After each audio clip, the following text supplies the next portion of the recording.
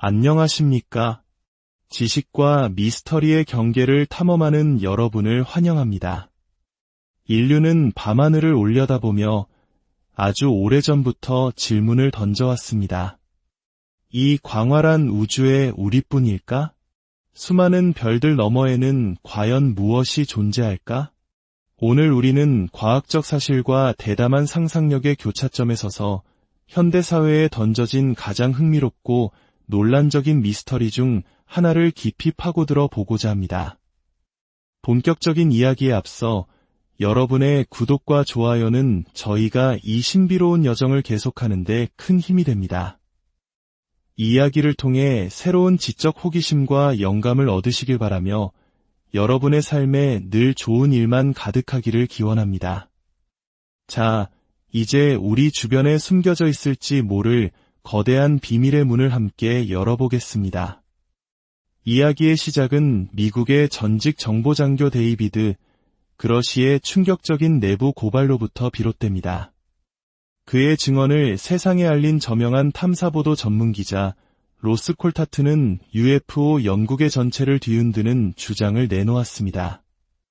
그 내용인즉 미국 정부가 너무나도 거대하여 발견된 장소에서 이동시킬 수조차 없는 미확인 비행체를 확보하고 있다는 것이었습니다. 유일한 방법은 그 비행체가 추락한 외국의 그 자리에 그것을 완전히 덮는 거대한 건물을 짓는 것뿐이었다고 합니다. 이 폭로는 전 세계 UFO 연구가들과 온라인 탐정들을 자극했고 그들은 땅속에 묻힌 외계의 보물을 찾기 위한 끈질긴 추적을 시작했습니다. 그리고 놀랍게도 그들의 시선이 집중된 곳은 바로 대한민국 서울 근교의 한산 정상이었습니다. 그곳에는 직경 약 82m에 달하는 거대한 완전 원형 구조물이 자리 잡고 있습니다. 평범한 사람이 보기에는 그저 평범한 정부 시설처럼 보일 수 있습니다. 하지만 그 엄청난 크기, 완벽한 원형의 형태, 그리고 인적이 드문 외딴 위치는 콜타트의 이야기가 사실이라고 믿는 이들에게 이곳을 가장 유력한 후보지로 만들었습니다. 의혹의 불을 지핀 것은 이 시설의 오랜 비밀주의와 무장경비의 존재였습니다. 공식적으로 이곳의 명칭은 한국공항공사 항공무선표지소입니다. 항공기의 안전한 운항을 돕는 통신시설이라는 설명이지만 일반적인 산정상의 통신시설에 이토록 삼엄한 경비가 배치되는 경우는 매우 드뭅니다. 더욱 흥미로운 점은 이 주장을 뒷받침하는 듯한 기밀 해제 문서의 존재입니다. 이 문서에는 1970년대 서울 근교 산악 지역에서 예계 비행체가 격추되었다는 사건이 언급되어 있습니다. 보고서에 따르면 이 비행체를 완전히 은폐하기 위해 주변의 건물을 짓는데 무려 3년이라는 시간이 걸렸다고 합니다. 만약 이것이 사실이라면 이 건물은 50년이 넘는 세월 동안 우리 눈앞에서 버젓이 그 위장 임무를 수행하며 존재해온 셈입니다. 많은 이들이 더욱 주목하는 것은 바로 이 시설의 책임자와 관련된 연결고리입니다. 이 부지를 소유한 한국공항공사의 현 사장이 과거 한국의 CIA라 불리는 국가정보원의 제1차장 출신이라는 점입니다. 국가 최고의 정보기관과 공항시설 사이에 존재하는 이 기묘한 연결고리는 이곳에 극도로 민감하고 어쩌면 외계에서 온 물체가 보관되어 있을 것이라 믿는 연구가들의 의심을 증폭시켰습니다. 물론 공식적인 입장은 이곳이 항공통신 및 관제를 위한 시설이라는 것입니다. 하지만 비판가들은 대한민국의 다른 대규모 산악통신 시설들과 비교했을 때 이곳의 보안 수준이 이례적으로 높다는 점을 지적합니다. 또한 이 거대한 구조물의 규모는 일반적인 라디오나 레이더 설비에 필요한 것보다 훨씬 거대하다는 것입니다. 콜타트의 이야기를 믿는 사람들에게 서울 근교의 이 시설은 이동이 불가능한 비행체를 동맹국과의 협력하에 어떻게 보호할 수 있는지를 보여주는 완벽한 사례로 보입니다. 산악지형은 자연스러운 은폐막을 제공하고 거대한 돔 형태의 구조물은 항공 관측과 이성 촬영으로부터 내부의 비행체를 완벽하게 가릴 수 있습니다. 수십 년 동안 이런 물체가 숨겨져 있었다는 사실은 공개적으로는 거의 인정되지 않는 수준의 비밀 유지와 국제적인 협력이 있었음을 시사합니다. 만약 이곳이 정말 외계 비행체가 있는 장소라면 지속적인 군사 주둔도 설명이 가능합니다. 인간이 만들지 않은, 특히 이동이 불가능할 정도로 거대한 비행체는 측정 불가능한 기술적, 전략적 가치를 지닐 것입니다. 과학자들과 기술자들은 평범한 항공시설이라는 위장 아래 수십 년에 걸쳐 현장에서 직접 그것을 연구하고 심지어 그 기술을 역설계하고 있을지도 모릅니다. 이런 관점에서 보면 공식적인 설명은 호기심 많은 눈들을 멀리하기 위한 편리한 연막에 불과합니다. 물론 회의론자들은 이 시설이 설명 그대로 거대한 레이더 안테나나 이성 통신 장비를 갖춘 항공 운영 허브일 뿐이라고 주장합니다. 특히 북한과 대치하고 있는 대한민국의 지정학적 현실을 고려할 때 강화된 보안은 전적으로 합리적일 수 있습니다. 하지만 일부 회의론자들조차 건물의 독특한 디자인, 크기, 역사, 그리고 책임자의 배경이 결합된 이 독특한 조합이 콜타트의 폭로와 관련된 의심 장소들 중 가장 흥미로운 곳 중 하나라는 점은 인정합니다. 만약 1970년대의 격추 사건이 사실로 확인된다면 이는 UFO 목격담은 빈번했지만 정부의 정보 공개는 거의 전무했던 시대에 발생한 사건이 됩니다. 이러한 물체를 보관하기 위해 영구적인 구조물을 짓는 것은 대중의 시선으로부터 그것을 숨길 뿐만 아니라 거대하고 잠재적으로 섬세한 물체를 해체하거나 재배치하려는 시도에 따르는 위험 없이 장기적이고 안전한 연구를 가능하게 했을 것입니다. 스스로를 기밀 항공우주 및 국방 프로젝트에 참여했다고 주장하는 다른 내부 고발자들 역시 로스 콜타트의 이야기가 단순한 추측이 아니라 현실에 깊이 기반을 두고 있다고 말합니다. 그들에 따르면 너무 커서 그 위에 건물을 지어야만 했던 해외 기반의 UFO라는 아이디어는 과거 민감한 기술을 보호하기 위해 사용되었던 절차와 일치한다는 것입니다. 그들은 1970년대 당시 정보기관의 그 누구도 오늘날의 구글 어스와 같은 고해상도 위성 이미지를 대중이 자유롭게 볼 수 있는 시대가 올 것이라고는 예측하지 못했다고 지적합니다. 그 당시에는 수십 년 후 전 세계의 민간인들이 가장 외진 곳의 상세한 항공사진까지 자유롭게 탐색할 수 있다는 것은 상상조차 할 수 없는 일이었습니다. 따라서 비행체 위에 거대한 건물을 짓는 결정은 그것을 영원히 숨길 수 있는 완벽한 방법으로 여겨졌을 것입니다. 한 익명의 내부 고발자는 그 물체의 순수한 크기 때문에 구조에 치명적인 손상을 주지 않고는 제거가 불가능했다고 말했습니다. 산악 지형에서 그것을 파내는 것은 그것이 담고 있는 기술적 비밀을 파괴할 수 있는 방식으로 해체해야만 가능했을 것입니다. 결과적으로 가장 논리적인 행동 방침은 현장을 확보하고 필요한 지원 시설로 둘러싼 뒤 합법적인 정부 운영이라는 명목 아래 진짜 목적을 위장하는 것이었습니다. 수년 동안 이 산악시설은 한국의 항공 인프라의 일부로 조용히 유지되어 왔습니다. 그러나 기밀 프로그램을 아는 사람들에 따르면 진실은 훨씬 더 경이롭습니다. 그들은 내부에 묻힌 물체가 세계에서 가장 큰 단일 UFO 추락 현장일 수 있다고 제안합니다. 그 거대한 규모와 보존된 상태는 인류가 아직 완전히 이해하지 못한 첨단 재료, 공학, 그리고 어쩌면 추진 기술에 비할 데 없는 보고가 될 것입니다. 수십 년 동안 그것은 주변 숲과 제한된 접근뿐만 아니라 그 위장막 이야기에 바로 그 평범함에 의해 보호받으며 우리 눈앞에 숨겨져 있었습니다. 여러 세대의 지역 주민들과 대부분의 정부 직원들조차 산꼭대기 아래에 묻힌 비밀에 대해 전혀 알지 못할 것입니다. 현장을 둘러싼 비밀의 층은 너무나 두터워서 정보 및 국방부문 내의 소수의 구획화된 그룹만이 내부에 무엇이 있는지 완전히 알고 있다고 믿어집니다. 이 증언들이 사실이라면 서울의 산악시설은 냉전 시대 사건의 유물이 아니라 여러 정부에 걸쳐 지속되고 있으며 아마도 최고 수준에서 미국과 한국 간의 협력을 포함했을지도 모르는 현재 진행형 프로젝트입니다. 역사상 가장 큰 회수 비행체가 반세기 이상 대중의 코앞에서 연구되어 왔을 가능성은 이 미스터리에 새로운 차원을 더합니다. 오늘날에도 그곳은 여전히 활발히 운영되고 있습니다. 그 진정한 목적은 최고 수준의 보안 인가를 가진 자들에게만 알려져 있습니다. UFO 커뮤니티에게 이곳은 만약 공개된다면 이 지구가 아닌 곳에 첨단 기술의 존재를 증명할 수 있는 잠재적인 결정적 증거, 즉 스모킹건으로 남아 있습니다. 그때까지 서울 남쪽 산꼭대기의 둥근 흰색 구조물은 계속해서 관심을 끌고 논쟁을 불러일으키며 우리 세계에 여전히 존재하는 깊은 미지의 상징으로 남을 것입니다. 지상에서의 미스터리를 넘어 이번에는 우리의 머리 위 지구 궤도를 맴도는 수수께끼로 시선을 옮겨보겠습니다.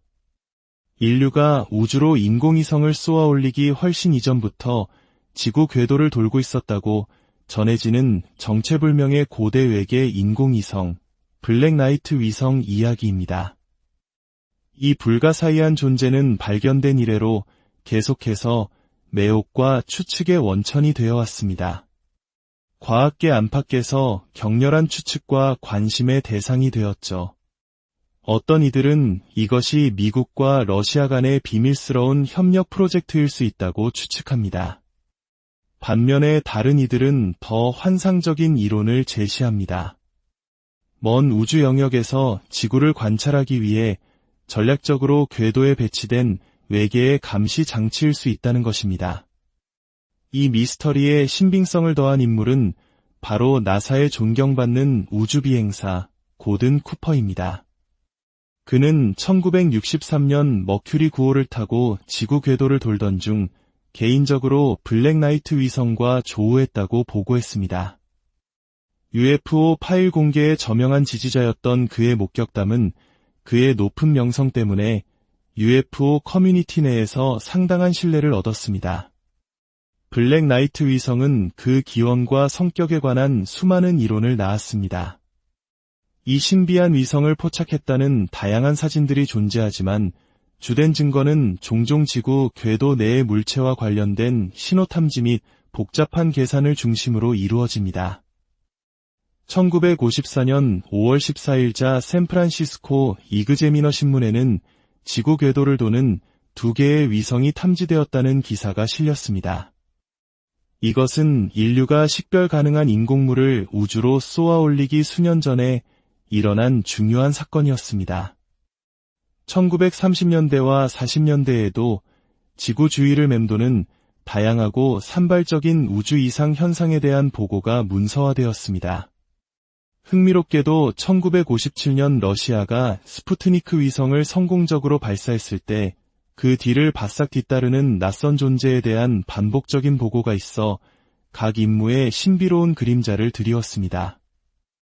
블랙나이트 위성은 매 공전마다 양극을 가로지르는 극궤도를 도는 것으로 알려져 있습니다. 여기에 흥미를 더하는 것은 현대 기술이 발전하여 우리가 지금 행성 지도를 만드는 목적으로 유사한 위성 기술을 사용하고 있다는 점입니다.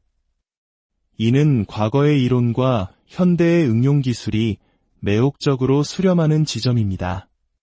수년에 걸쳐 수많은 목격담이 보고되었지만 한 아마추어 무선통신사가 가로챈 특정 메시지는 우리 세계를 맴도는 이상한 우주선에 대한 광범위한 통찰력을 제공하는 것처럼 보였습니다.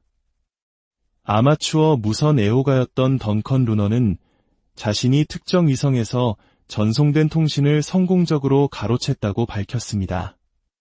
루너는 자신이 신비한 블랙나이트 위성에서 온 것으로 믿는 암호화된 신호를 성공적으로 해독했다고 자신 있게 말했습니다.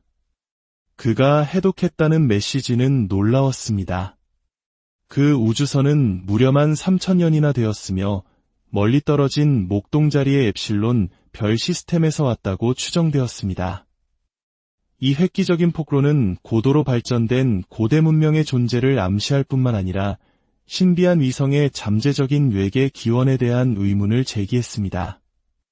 그 존재의 주된 목적은 지구를 감독하고 모니터링하며 행성의 지질학적 구성과 지형적 특징에 대한 데이터를 끊임없이 제공하는 것이라고 합니다. 해독된 통신의 한 부분은 다음과 같은 내용을 담고 있었습니다. 우리의 거주지는 상성계인 목동자리 웁실론에 있으며 7개의 행성 중 6번째에 있다. 우리 탐사선은 현재 당신들의 항해 지도에 표시된 아크투루스별 근처에 위치해 있다. 우리의 6번째 행성은 하나의 달에 의해 공전되며 4번째 행성은 3개의 달을 자랑한다. 첫 번째와 세 번째 행성은 각각 하나의 달을 동반한다. 이러한 신비로운 메시지의 타당성은 여전히 과학계에서 광범위한 논의와 추측의 대상입니다. 하지만 흥미롭게도 외계의 전기통신을 가로챘다고 믿는 것은 루넌뿐만이 아니었습니다. 저명한 발명가 니콜라 테슬라조차도 콜로라도 스프링스에서 획기적인 실험을 수행하는 동안 유사한 신호를 마주쳤다고 증언했습니다.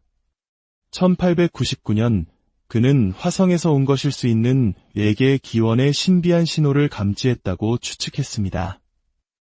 테슬라는 자신이 발명한 무선 송신기가 행성 간 통신을 가능하게 할 잠재력을 가졌다고 굳게 믿었습니다. 연구자들 사이에서는 테슬라가 감지한 것이 수세기, 어쩌면 수천 년 동안 지구를 맴돌던 이상한 우주선에서 나오는 일종의 전송이었을 수 있다는 의견이 나옵니다. 수십 년 후인 1928년 노르웨이의 아마추어 무선 애호가인 예르겐 할스도 매우 유사한 신호를 감지했습니다. 이는 천상의 연결에 대한 광범위한 호기심과 추구가 계속되었음을 보여줍니다. 오늘날의 세계는 엄청난 기술적 진보를 이루었습니다. 그럼에도 불구하고 우리는 왜 테슬라와 같은 발견을 더 이상 마주하지 못하는 걸까요? 진실은 은폐되었을까요? 아니면 우리는 아직 올바른 질문을 던지지 못하고 있는 걸까요? 서울의 산 정상에 있는 거대한 구조물부터 지구 궤도를 고독하게 맴도는 고대의 위성까지 이야기들은 우리에게 하나의 공통된 질문을 던집니다. 우리는 정말로 혼자인가? 어쩌면 진실은 이미 우리 곁에 아주 평범한 모습으로 위장한 채 숨어 있는지도 모릅니다. 우리가 그것을 알아볼 준비가 될 때까지 그저 조용히 기다리고 있을 뿐일지도요. 오늘 밤 하늘을 올려다보십시오. 그곳에는 우리가 아직 알지 못하는 어떤 이야기가 당신을 기다리고 있을... 안녕하십니까? 지식과 미스터리의 경계를 탐험하는 여러분을 환영합니다. 인류는 밤하늘을 올려다보며 아주 오래전부터 질문을 던져왔습니다. 이 광활한 우주에 우리뿐일까? 수많은 별들 너머에는 과연 무엇이 존재할까? 오늘 우리는 과학적 사실과 대담한 상상력의 교차점에 서서 현대사회에 던져진 가장 흥미롭고 논란적인 미스터리 중 하나를 깊이 파고들어 보고자 합니다. 본격적인 이야기에 앞서 여러분의 구독과 좋아요는 저희가 이 신비로운 여정을 계속하는 데 큰 힘이 됩니다. 이야기를 통해 새로운 지적 호기심과 영감을 얻으시길 바라며 여러분의 삶에 늘 좋은 일만 가득하기를 기원합니다. 자, 이제 우리 주변에 숨겨져 있을지 모를 거대한 비밀의 문을 함께 열어보겠습니다.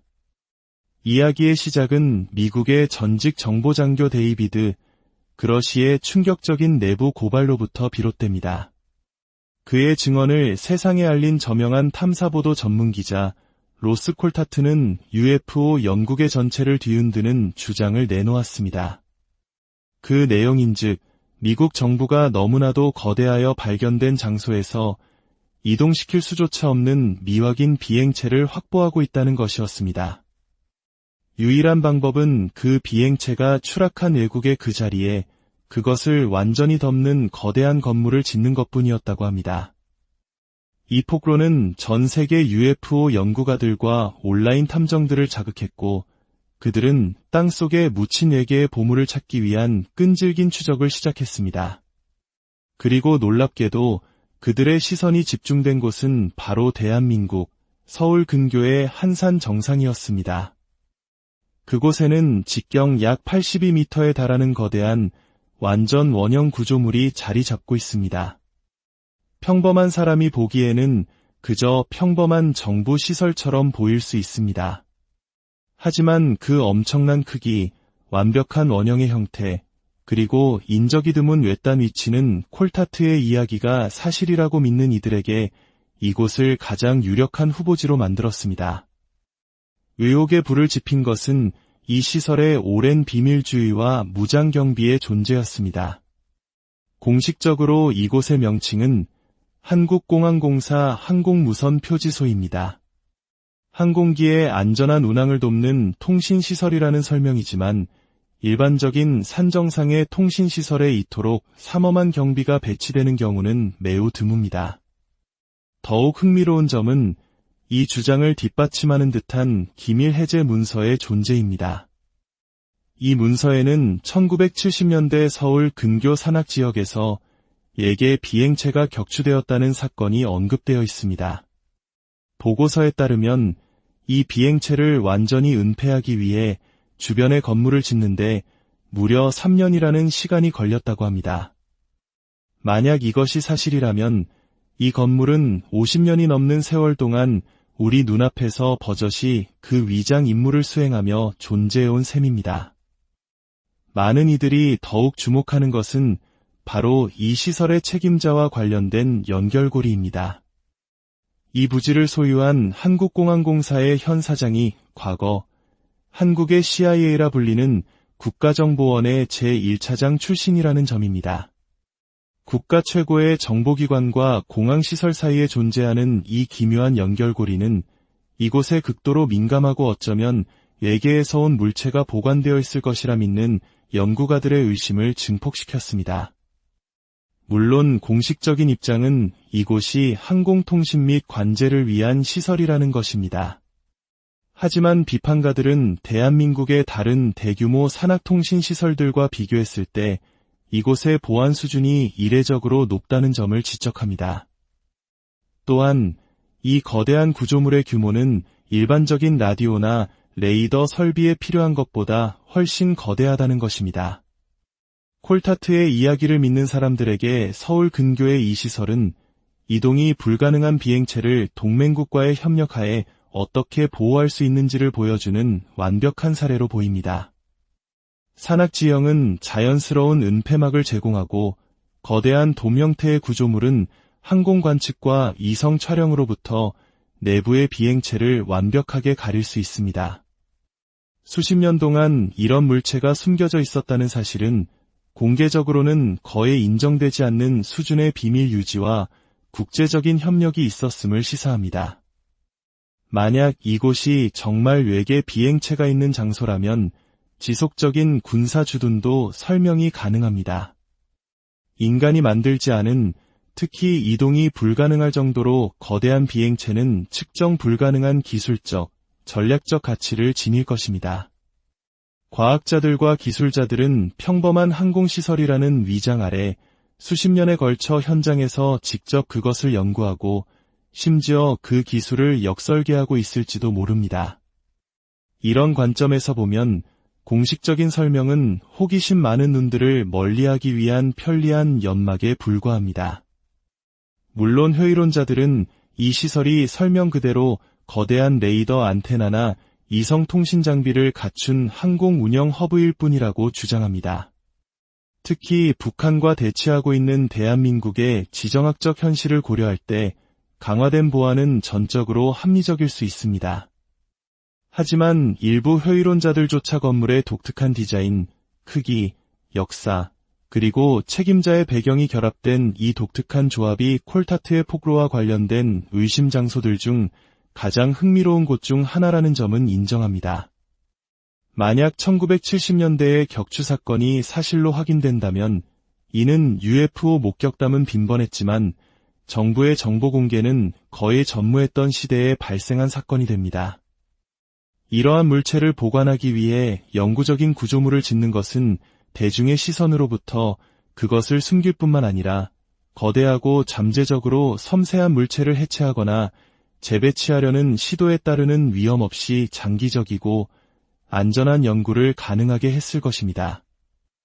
스스로를 기밀 항공우주 및 국방 프로젝트에 참여했다고 주장하는 다른 내부 고발자들 역시 로스콜타트의 이야기가 단순한 추측이 아니라 현실에 깊이 기반을 두고 있다고 말합니다. 그들에 따르면 너무 커서 그 위에 건물을 지어야만 했던 해외 기반의 UFO라는 아이디어는 과거 민감한 기술을 보호하기 위해 사용되었던 절차와 일치한다는 것입니다. 그들은 1970년대 당시 정보기관의 그 누구도 오늘날의 구글 어스와 같은 고해상도 위성 이미지를 대중이 자유롭게 볼 수 있는 시대가 올 것이라고는 예측하지 못했다고 지적합니다. 그 당시에는 수십 년 후 전 세계의 민간인들이 가장 외진 곳의 상세한 항공사진까지 자유롭게 탐색할 수 있다는 것은 상상조차 할 수 없는 일이었습니다. 따라서 비행체 위에 거대한 건물을 짓는 결정은 그것을 영원히 숨길 수 있는 완벽한 방법으로 여겨졌을 것입니다. 한 익명의 내부 고발자는 그 물체의 순수한 크기 때문에 구조에 치명적인 손상을 주지 않고는 제거가 불가능했다고 말했습니다. 산악 지형에서 그것을 파내는 것은 그것이 담고 있는 기술적 비밀을 파괴할 수 있는 방식으로 해체해야만 가능했을 것입니다. 결과적으로 가장 논리적인 행동 방침은 현장을 확보하고 필요한 지원 시설로 둘러싼 뒤 합법적인 정부 운영이라는 명목 아래 진짜 목적을 위장하는 것이었습니다. 수년 동안 이 산악시설은 한국의 항공 인프라의 일부로 조용히 유지되어 왔습니다. 그러나 기밀 프로그램을 아는 사람들에 따르면 진실은 훨씬 더 경이롭습니다. 그들은 내부에 묻힌 물체가 세계에서 가장 큰 단일 UFO 추락 현장일 수 있다고 제안합니다. 그 거대한 규모와 보존된 상태는 인류가 아직 완전히 이해하지 못한 첨단 재료, 공학, 그리고 어쩌면 추진 기술에 비할 데 없는 보고가 될 것입니다. 수십 년 동안 그것은 주변 숲과 제한된 접근뿐만 아니라 그 위장막 이야기에 바로 그 평범함에 의해 보호받으며 우리 눈앞에 숨겨져 있었습니다. 여러 세대의 지역 주민들과 대부분의 정부 직원들조차 산꼭대기 아래에 묻힌 비밀에 대해 전혀 알지 못할 것입니다. 현장을 둘러싼 비밀의 층은 너무나 두터워서 정보 및 국방부문 내의 소수의 구획화된 그룹만이 내부에 무엇이 있는지 완전히 알고 있다고 믿어집니다. 이 증언들이 사실이라면 서울의 산악시설은 냉전 시대 사건의 유물이 아니라 여러 정부에 걸쳐 지속되고 있으며 아마도 최고 수준에서 미국과 한국 간의 협력을 포함했을지도 모르는 현재 진행형 프로젝트입니다. 역사상 가장 큰 회수 비행체가 반세기 이상 대중의 코앞에서 연구되어 왔을 가능성은 이 미스터리에 새로운 차원을 더합니다. 오늘날에도 그곳은 여전히 활발히 운영되고 있습니다. 그 진정한 목적은 최고 수준의 보안 인가를 가진 자들에게만 알려져 있습니다. UFO 커뮤니티에게 이곳은 만약 공개된다면 이 지구가 아닌 곳에 첨단 기술의 존재를 증명할 수 있는 잠재적인 결정적 증거, 즉 스모킹건으로 남아 있습니다. 그때까지 서울 남쪽 산꼭대기의 둥근 흰색 구조물은 계속해서 관심을 끌고 논쟁을 불러일으키며 우리 세계에 여전히 존재하는 깊은 미지의 상징으로 남을 것입니다. 지상에서의 미스터리를 넘어 이번에는 우리의 머리 위 지구 궤도를 맴도는 수수께끼로 시선을 옮겨보겠습니다. 인류가 우주로 인공위성을 쏘아 올리기 훨씬 이전부터 지구 궤도를 돌고 있었다고 전해지는 정체불명의 고대 외계 인공위성, 블랙나이트 위성 이야기입니다. 이 불가사의한 존재는 발견된 이래로 계속해서 매혹과 추측의 원천이 되어 왔습니다. 과학계 안팎에서 격렬한 추측과 관심의 대상이 되었죠. 어떤 이들은 이것이 미국과 러시아 간의 비밀스러운 협력 프로젝트일 수 있다고 추측합니다. 반면에 다른 이들은 더 환상적인 이론을 제시합니다. 먼 우주 영역에서 지구를 관찰하기 위해 전략적으로 궤도에 배치된 외계의 감시 장치일 수 있다는 것입니다. 이 미스터리에 신빙성을 더한 인물은 바로 나사의 존경받는 우주비행사 고든 쿠퍼입니다. 그는 1963년 머큐리 9호를 타고 지구 궤도를 돌던 중 개인적으로 블랙 나이트 위성과 조우했다고 보고했습니다. UFO 파일 공개의 저명한 지지자였던 그의 목격담은 그의 높은 명성 때문에 UFO 커뮤니티 내에서 상당한 신뢰를 얻었습니다. 블랙 나이트 위성은 그 기원과 성격에 관한 수많은 이론을 낳았습니다. 이 신비한 위성을 포착했다는 다양한 사진들이 존재하지만 주된 증거는 종종 지구 궤도 내의 물체와 관련된 신호 탐지 및 복잡한 계산을 중심으로 이루어집니다. 1954년 5월 14일자 샌프란시스코 이그제미너 신문에는 지구 궤도를 도는 2개의 위성이 탐지되었다는 기사가 실렸습니다.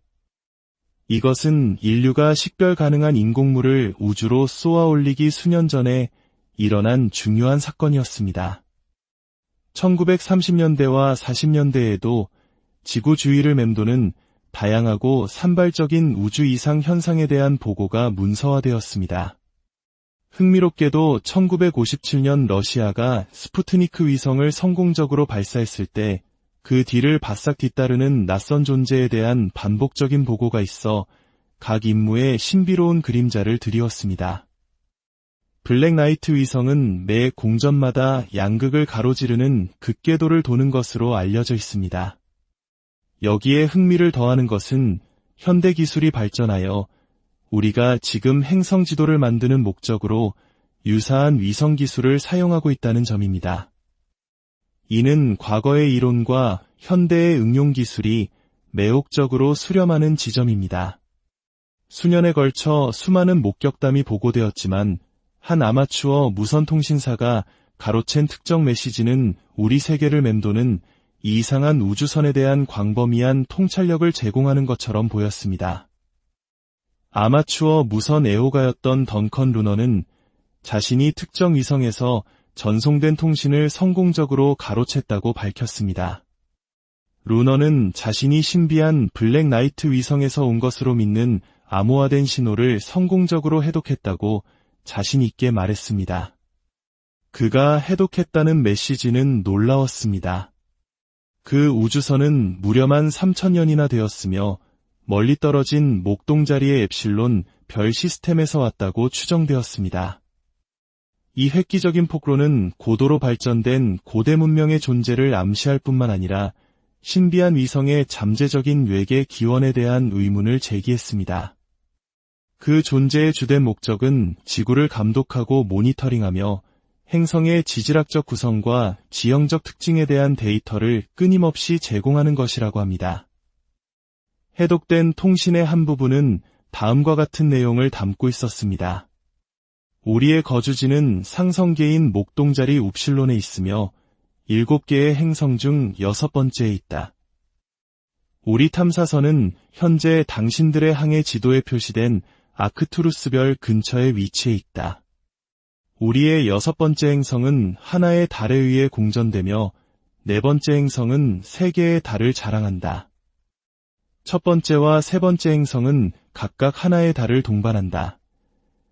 이러한 신비로운 메시지의 타당성은 여전히 과학계에서 광범위한 논의와 추측의 대상입니다. 하지만 흥미롭게도 외계의 전기통신을 가로챘다고 믿는 것은 루넌뿐만이 아니었습니다. 저명한 발명가 니콜라 테슬라조차도 콜로라도 스프링스에서 획기적인 실험을 수행하는 동안 유사한 신호를 마주쳤다고 증언했습니다. 1899년 그는 화성에서 온 것일 수 있는 외계 기원의 신비한 신호를 감지했다고 추측했습니다. 테슬라는 자신이 발명한 무선 송신기가 행성 간 통신을 가능하게 할 잠재력을 가졌다고 굳게 믿었습니다. 연구자들 사이에서는 테슬라가 감지한 것이 수세기 어쩌면 수천 년 동안 지구를 맴돌던 이상한 우주선에서 나오는 일종의 전송이었을 수 있다는 의견이 나옵니다. 수십 년 후인 1928년 노르웨이의 아마추어 무선 애호가인 예르겐 할스도 매우 유사한 신호를 감지했습니다. 이는 천상의 연결에 대한 광범위한 호기심과 추구가 계속되었음을 보여줍니다. 오늘날의 세계는 엄청난 기술적 진보를 이루었습니다. 그럼에도 불구하고 우리는 왜 테슬라와 같은 발견을 더 이상 마주하지 못하는 걸까요? 진실은 은폐되었을까요? 아니면 우리는 아직 올바른 질문을 던지지 못하고 있는 걸까요? 서울의 산정상에 있는 거대한 구조물부터 지구 궤도를 고독하게 맴도는 고대의 위성까지 이야기들은 우리에게 하나의 공통된 질문을 던집니다. 우리는 정말로 혼자인가? 어쩌면 진실은 이미 우리 곁에 아주 평범한 모습으로 위장한 채 숨어 있는지도 모릅니다. 우리가 그것을 알아볼 준비가 될 때까지 그저 조용히 기다리고 있을 뿐일지도요. 오늘 밤 하늘을 올려다보십시오. 그곳에는 우리가 아직 알지 못하는 어떤 이야기가 당신을 기다리고 있을... 안녕하십니까?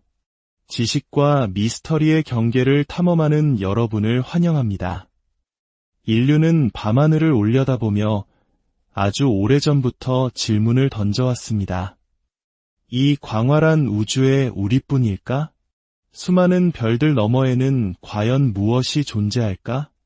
오늘 우리는 과학적 사실과 대담한 상상력의 교차점에 서서 현대사회에 던져진 가장 흥미롭고 논란적인 미스터리 중 하나를 깊이 파고들어 보고자 합니다. 본격적인 이야기에 앞서 여러분의 구독과 좋아요는 저희가 이 신비로운 여정을 계속하는 데 큰 힘이 됩니다.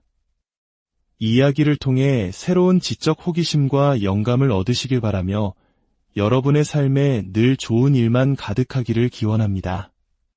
자, 이제 우리 주변에 숨겨져 있을지 모를 거대한 비밀의 문을 함께 열어보겠습니다.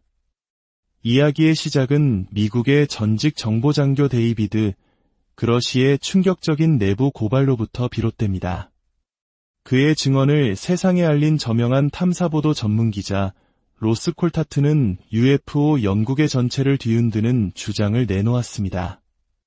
그 내용인즉 미국 정부가 너무나도 거대하여 발견된 장소에서 이동시킬 수조차 없는 미확인 비행체를 확보하고 있다는 것이었습니다.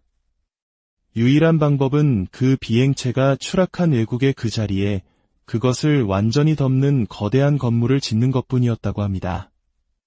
이 폭로는 전 세계 UFO 연구가들과 온라인 탐정들을 자극했고 그들은 땅속에 묻힌 외계의 보물을 찾기 위한 끈질긴 추적을 시작했습니다. 그리고 놀랍게도 그들의 시선이 집중된 곳은 바로 대한민국 서울 근교의 한산 정상이었습니다.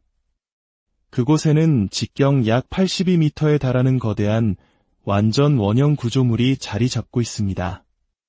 평범한 사람이 보기에는 그저 평범한 정부 시설처럼 보일 수 있습니다. 하지만 그 엄청난 크기, 완벽한 원형의 형태, 그리고 인적이 드문 외딴 위치는 콜타트의 이야기가 사실이라고 믿는 이들에게 이곳을 가장 유력한 후보지로 만들었습니다. 의혹의 불을 지핀 것은 이 시설의 오랜 비밀주의와 무장경비의 존재였습니다. 공식적으로 이곳의 명칭은 한국공항공사 항공무선표지소입니다. 항공기의 안전한 운항을 돕는 통신시설이라는 설명이지만 일반적인 산정상의 통신시설에 이토록 삼엄한 경비가 배치되는 경우는 매우 드뭅니다. 더욱 흥미로운 점은 이 주장을 뒷받침하는 듯한 기밀 해제 문서의 존재입니다. 이 문서에는 1970년대 서울 근교 산악 지역에서 예계 비행체가 격추되었다는 사건이 언급되어 있습니다. 보고서에 따르면 이 비행체를 완전히 은폐하기 위해 주변에 건물을 짓는데 무려 3년이라는 시간이 걸렸다고 합니다. 만약 이것이 사실이라면 이 건물은 50년이 넘는 세월 동안 우리 눈앞에서 버젓이 그 위장 임무를 수행하며 존재해온 셈입니다. 많은 이들이 더욱 주목하는 것은 바로 이 시설의 책임자와 관련된 연결고리입니다. 이 부지를 소유한 한국공항공사의 현 사장이 과거 한국의 CIA라 불리는 국가정보원의 제1차장 출신이라는 점입니다. 국가 최고의 정보기관과 공항시설 사이에 존재하는 이 기묘한 연결고리는 이곳에 극도로 민감하고 어쩌면 외계에서 온 물체가 보관되어 있을 것이라 믿는 연구가들의 의심을 증폭시켰습니다. 물론 공식적인 입장은 이곳이 항공통신 및 관제를 위한 시설이라는 것입니다. 하지만 비판가들은 대한민국의 다른 대규모 산학통신시설들과 비교했을 때 이곳의 보안 수준이 이례적으로 높다는 점을 지적합니다. 또한 이 거대한 구조물의 규모는 일반적인 라디오나 레이더 설비에 필요한 것보다 훨씬 거대하다는 것입니다.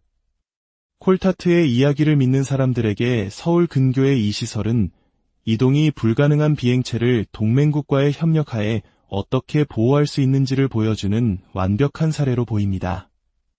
산악지형은 자연스러운 은폐막을 제공하고 거대한 돔 형태의 구조물은 항공 관측과 이성 촬영으로부터 내부의 비행체를 완벽하게 가릴 수 있습니다. 수십 년 동안 이런 물체가 숨겨져 있었다는 사실은 공개적으로는 거의 인정되지 않는 수준의 비밀 유지와 국제적인 협력이 있었음을 시사합니다. 만약 이곳이 정말 외계 비행체가 있는 장소라면 지속적인 군사 주둔도 설명이 가능합니다. 인간이 만들지 않은, 특히 이동이 불가능할 정도로 거대한 비행체는 측정 불가능한 기술적, 전략적 가치를 지닐 것입니다. 과학자들과 기술자들은 평범한 항공시설이라는 위장 아래 수십 년에 걸쳐 현장에서 직접 그것을 연구하고 심지어 그 기술을 역설계하고 있을지도 모릅니다. 이런 관점에서 보면 공식적인 설명은 호기심 많은 눈들을 멀리하기 위한 편리한 연막에 불과합니다. 물론 회의론자들은 이 시설이 설명 그대로 거대한 레이더 안테나나 이성통신 장비를 갖춘 항공 운영 허브일 뿐이라고 주장합니다. 특히 북한과 대치하고 있는 대한민국의 지정학적 현실을 고려할 때 강화된 보안은 전적으로 합리적일 수 있습니다. 하지만 일부 회의론자들조차 건물의 독특한 디자인, 크기, 역사, 그리고 책임자의 배경이 결합된 이 독특한 조합이 콜타트의 폭로와 관련된 의심 장소들 중 가장 흥미로운 곳 중 하나라는 점은 인정합니다. 만약 1970년대의 격추 사건이 사실로 확인된다면 이는 UFO 목격담은 빈번했지만 정부의 정보 공개는 거의 전무했던 시대에 발생한 사건이 됩니다. 이러한 물체를 보관하기 위해 영구적인 구조물을 짓는 것은 대중의 시선으로부터 그것을 숨길 뿐만 아니라 거대하고 잠재적으로 섬세한 물체를 해체하거나 재배치하려는 시도에 따르는 위험 없이 장기적이고 안전한 연구를 가능하게 했을 것입니다. 스스로를 기밀 항공우주 및 국방 프로젝트에 참여했다고 주장하는 다른 내부 고발자들 역시 로스콜타트의 이야기가 단순한 추측이 아니라 현실에 깊이 기반을 두고 있다고 말합니다. 그들에 따르면 너무 커서 그 위에 건물을 지어야만 했던 해외 기반의 UFO라는 아이디어는 과거 민감한 기술을 보호하기 위해 사용되었던 절차와 일치한다는 것입니다. 그들은 1970년대 당시 정보기관의 그 누구도 오늘날의 구글 어스와 같은 고해상도 위성 이미지를 대중이 자유롭게 볼 수 있는 시대가 올 것이라고는 예측하지 못했다고 지적합니다. 그 당시에는 수십 년 후 전 세계의 민간인들이 가장 외진 곳의 상세한 항공사진까지 자유롭게 탐색할 수 있다는 것은 상상조차 할 수 없는 일이었습니다. 따라서 비행체 위에 거대한 건물을 짓는 결정은 그것을 영원히 숨길 수 있는 완벽한 방법으로 여겨졌을 것입니다. 한 익명의 내부 고발자는 그 물체의 순수한 크기 때문에 구조에 치명적인 손상을 주지 않고는 제거가 불가능했다고 말했습니다. 산악 지형에서 그것을 파내는 것은 그것이 담고 있는 기술적 비밀을 파괴할 수 있는 방식으로 해체해야만 가능했을 것입니다. 결과적으로 가장 논리적인 행동 방침은 현장을 확보하고 필요한 지원 시설로 둘러싼 뒤 합법적인 정부 운영이라는 명목 아래 진짜 목적을 위장하는 것이었습니다. 수년 동안 이 산악시설은 한국의 항공 인프라의 일부로 조용히 유지되어 왔습니다. 그러나 기밀 프로그램을 아는 사람들에 따르면 진실은 훨씬 더 경이롭습니다. 그들은 내부에 묻힌 물체가 세계에서 가장 큰 단일 UFO 추락 현장일 수 있다고 제안합니다. 그 거대한 규모와 보존된 상태는 인류가 아직 완전히 이해하지 못한 첨단 재료, 공학, 그리고 어쩌면 추진 기술에 비할 데 없는 보고가 될 것입니다. 수십 년 동안 그것은 주변 숲과 제한된 접근뿐만 아니라 그 위장막 이야기에 바로 그 평범함에 의해 보호받으며 우리 눈앞에 숨겨져 있었습니다. 여러 세대의 지역 주민들과 대부분의 정부 직원들조차 산꼭대기 아래에 묻힌 비밀에 대해 전혀 알지 못할 것입니다. 현장을 둘러싼 비밀의 층은 너무나 두터워서 정보 및 국방부문 내의 소수의 구획화된 그룹만이 내부에 무엇이 있는지 완전히 알고 있다고 믿어집니다. 이 증언들이 사실이라면 서울의 산악시설은 냉전 시대 사건의 유물이 아니라 여러 정부에 걸쳐 지속되고 있으며 아마도 최고 수준에서 미국과 한국 간의 협력을 포함했을지도 모르는 현재 진행형 프로젝트입니다. 역사상 가장 큰 회수 비행체가 반세기 이상 대중의 코앞에서 연구되어 왔을 가능성은 이 미스터리에 새로운 차원을 더합니다. 오늘날에도 그곳은 여전히 활발히 운영되고 있습니다. 그 진정한 목적은 최고 수준의 보안 인가를 가진 자들에게만 알려져 있습니다. UFO 커뮤니티에게 이곳은 만약 공개된다면 이 지구가 아닌 곳에 첨단 기술의 존재를 증명할 수 있는 잠재적인 결정적 증거, 즉 스모킹건으로 남아 있습니다. 그때까지 서울 남쪽 산꼭대기의 둥근 흰색 구조물은 계속해서 관심을 끌고 논쟁을 불러일으키며 우리 세계에 여전히 존재하는 깊은 미지의 상징으로 남을 것입니다. 지상에서의 미스터리를 넘어 이번에는 우리의 머리 위 지구 궤도를 맴도는 수수께끼로 시선을 옮겨보겠습니다. 인류가 우주로 인공위성을 쏘아 올리기 훨씬 이전부터 지구 궤도를 돌고 있었다고 전해지는 정체불명의 고대 외계 인공위성, 블랙나이트 위성 이야기입니다. 이 불가사의한 존재는 발견된 이래로 계속해서 매혹과 추측의 원천이 되어 왔습니다. 과학계 안팎에서 격렬한 추측과 관심의 대상이 되었죠. 어떤 이들은 이것이 미국과 러시아 간의 비밀스러운 협력 프로젝트일 수 있다고 추측합니다. 반면에 다른 이들은 더 환상적인 이론을 제시합니다.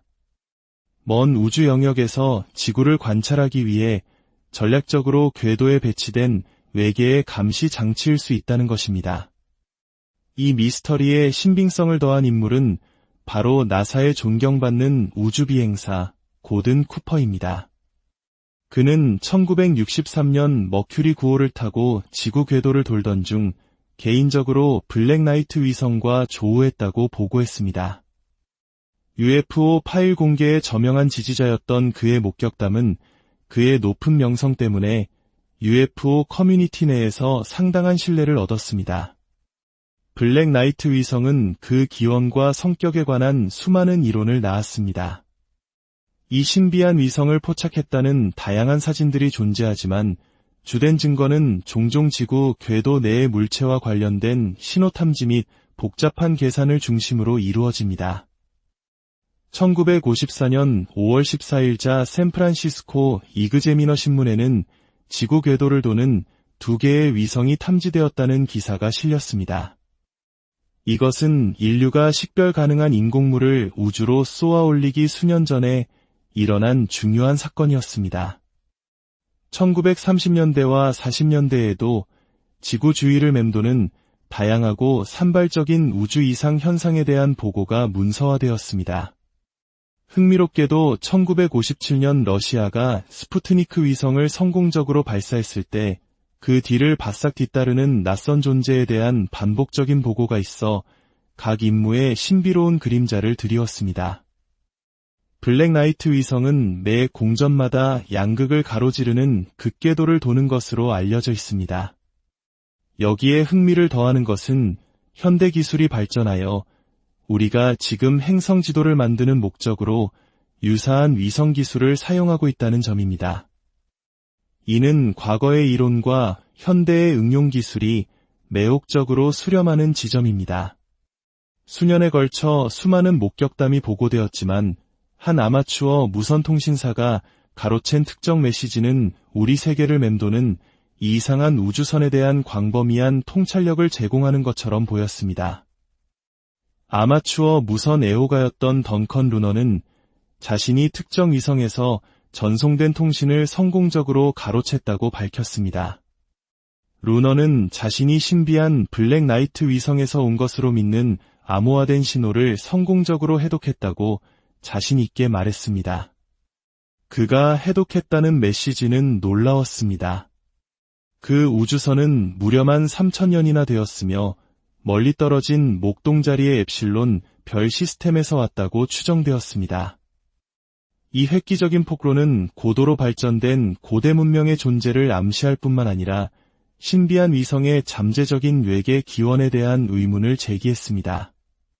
그 존재의 주된 목적은 지구를 감독하고 모니터링하며 행성의 지질학적 구성과 지형적 특징에 대한 데이터를 끊임없이 제공하는 것이라고 합니다. 해독된 통신의 한 부분은 다음과 같은 내용을 담고 있었습니다. 우리의 거주지는 상성계인 목동자리 웁실론에 있으며 7개의 행성 중 6번째에 있다. 우리 탐사선은 현재 당신들의 항해 지도에 표시된 아크투루스별 근처에 위치해 있다. 우리의 6번째 행성은 하나의 달에 의해 공전되며 4번째 행성은 3개의 달을 자랑한다. 첫 번째와 세 번째 행성은 각각 하나의 달을 동반한다. 이러한 신비로운 메시지의 타당성은 여전히 과학계에서 광범위한 논의와 추측의 대상입니다. 하지만 흥미롭게도 외계의 전기통신을 가로챘다고 믿는 것은 루넌뿐만이 아니었습니다. 저명한 발명가 니콜라 테슬라조차도 콜로라도 스프링스에서 획기적인 실험을 수행하는 동안 유사한 신호를 마주쳤다고 증언했습니다. 1899년 그는 화성에서 온 것일 수 있는 외계 기원의 신비한 신호를 감지했다고 추측했습니다. 테슬라는 자신이 발명한 무선 송신기가 행성 간 통신을 가능하게 할 잠재력을 가졌다고 굳게 믿었습니다. 연구자들 사이에서는 테슬라가 감지한 것이 수세기, 어쩌면 수천 년 동안 지구를 맴돌던 이상한 우주선에서 나오는 일종의 전송이었을 수 있다는 의견이 나옵니다. 수십 년 후인 1928년 노르웨이의 아마추어 무선 애호가인 예르겐 헬스도 매우 유사한 신호를 감지했습니다. 이는 천상의 연결에 대한 광범위한 호기심과 추구가 계속되었음을 보여줍니다. 오늘날의 세계는 엄청난 기술적 진보를 이루었습니다. 그럼에도 불구하고 우리는 왜 테슬라와 같은 발견을 더 이상 마주하지 못하는 걸까요? 진실은 은폐되었을까요? 아니면 우리는 아직 올바른 질문을 던지지 못하고 있는 걸까요? 서울의 산정상에 있는 거대한 구조물부터 지구 궤도를 고독하게 맴도는 고대의 위성까지 이야기들은 우리에게 하나의 공통된 질문을 던집니다. 우리는 정말로 혼자인가? 어쩌면 진실은 이미 우리 곁에 아주 평범한 모습으로 위장한 채 숨어 있는지도 모릅니다. 우리가 그것을 알아볼 준비가 될 때까지 그저 조용히 기다리고 있을 뿐일지도요. 오늘 밤 하늘을 올려다보십시오. 그곳에는 우리가 아직 알지 못하는 어떤 이야기가 당신을 기다리고 있을... 안녕하십니까? 지식과 미스터리의 경계를 탐험하는 여러분을 환영합니다. 인류는 밤하늘을 올려다보며 아주 오래전부터 질문을 던져왔습니다. 이 광활한 우주에 우리뿐일까? 수많은 별들 너머에는 과연 무엇이 존재할까? 오늘 우리는 과학적 사실과 대담한 상상력의 교차점에 서서 현대사회에 던져진 가장 흥미롭고 논란적인 미스터리 중 하나를 깊이 파고들어 보고자 합니다. 본격적인 이야기에 앞서 여러분의 구독과 좋아요는 저희가 이 신비로운 여정을 계속하는 데 큰 힘이 됩니다. 이 이야기를 통해 새로운 지적 호기심과 영감을 얻으시길 바라며 여러분의 삶에 늘 좋은 일만 가득하기를 기원합니다. 자, 이제 우리 주변에 숨겨져 있을지 모를 거대한 비밀의 문을 함께 열어보겠습니다. 이야기의 시작은 미국의 전직 정보장교 데이비드 그러시의 충격적인 내부 고발로부터 비롯됩니다. 그의 증언을 세상에 알린 저명한 탐사보도 전문기자 로스 콜타트는 UFO 영국의 전체를 뒤흔드는 주장을 내놓았습니다. 그 내용인즉 미국 정부가 너무나도 거대하여 발견된 장소에서 이동시킬 수조차 없는 미확인 비행체를 확보하고 있다는 것이었습니다. 유일한 방법은 그 비행체가 추락한 외국의 그 자리에 그것을 완전히 덮는 거대한 건물을 짓는 것뿐이었다고 합니다. 이 폭로는 전 세계 UFO 연구가들과 온라인 탐정들을 자극했고 그들은 땅속에 묻힌 외계의 보물을 찾기 위한 끈질긴 추적을 시작했습니다. 그리고 놀랍게도 그들의 시선이 집중된 곳은 바로 대한민국 서울 근교의 한산 정상이었습니다. 그곳에는 직경 약 82m에 달하는 거대한 완전 원형 구조물이 자리 잡고 있습니다. 평범한 사람이 보기에는 그저 평범한 정부 시설처럼 보일 수 있습니다. 하지만 그 엄청난 크기, 완벽한 원형의 형태, 그리고 인적이 드문 외딴 위치는 콜타트의 이야기가 사실이라고 믿는 이들에게 이곳을 가장 유력한 후보지로 만들었습니다. 의혹의 불을 지핀 것은 이 시설의 오랜 비밀주의와 무장경비의 존재였습니다. 공식적으로 이곳의 명칭은 한국공항공사 항공무선표지소입니다. 항공기의 안전한 운항을 돕는 통신시설이라는 설명이지만 일반적인 산정상의 통신시설에 이토록 삼엄한 경비가 배치되는 경우는 매우 드뭅니다.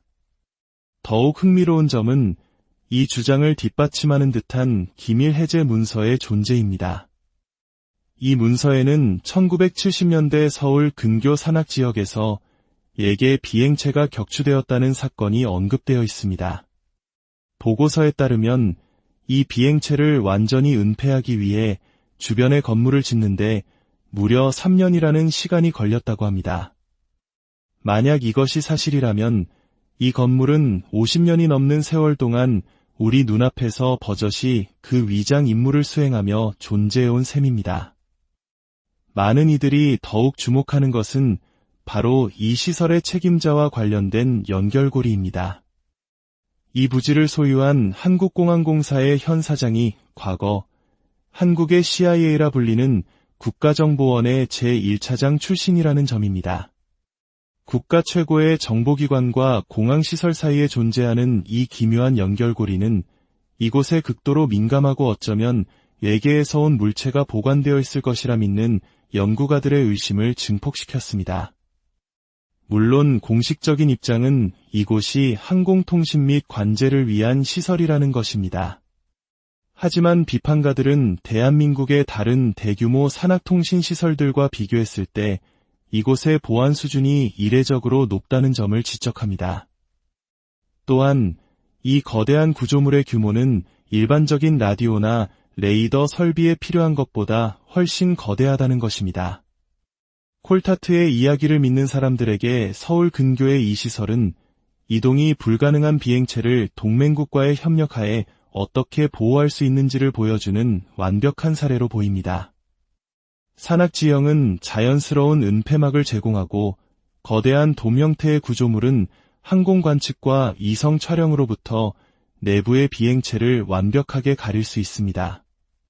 수십 년 동안 이런 물체가 숨겨져 있었다는 사실은 공개적으로는 거의 인정되지 않는 수준의 비밀 유지와 국제적인 협력이 있었음을 시사합니다. 만약 이곳이 정말 외계 비행체가 있는 장소라면 지속적인 군사 주둔도 설명이 가능합니다. 인간이 만들지 않은, 특히 이동이 불가능할 정도로 거대한 비행체는 측정 불가능한 기술적, 전략적 가치를 지닐 것입니다. 과학자들과